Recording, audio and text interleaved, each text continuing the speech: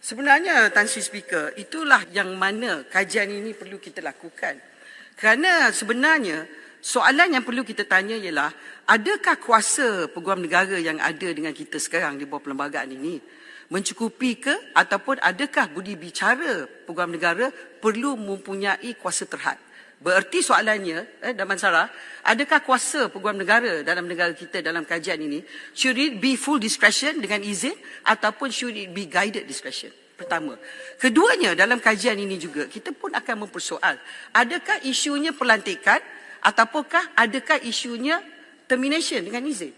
Kalau pelantikan itu dilihat sebagai satu proses yang dapat menjamin ketulusan, kemungkinan dalam kajian bila dibawa kepada jemaah menteri setelah dia berbincang dengan ahli-ahli parlimen ialah, adakah kita melihat bahawa dalam aspek termination, pemberhentian itu dilakukan secara lebih terbuka seperti yang dilakukan kepada hakim-hakim kita melalui satu proses standard kepada High Court Judge sebagai contoh.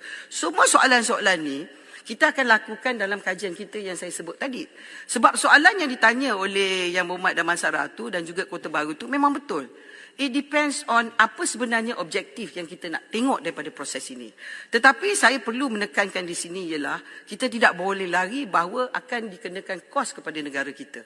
Sebab dalam mana-mana negara, pengkhususan itu mewujudkan satu pendakwaan yang berkhusus.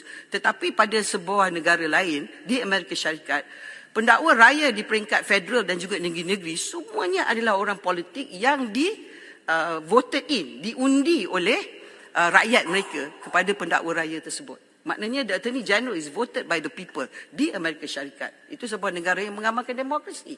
Tetapi adakah itu kerana menilai kepada elemen demokrasi, ketulusan, ataupun adakah itu menilai kepada tuntutan yang dibuat oleh rakyat yang memilih jenis peguam negara yang mana?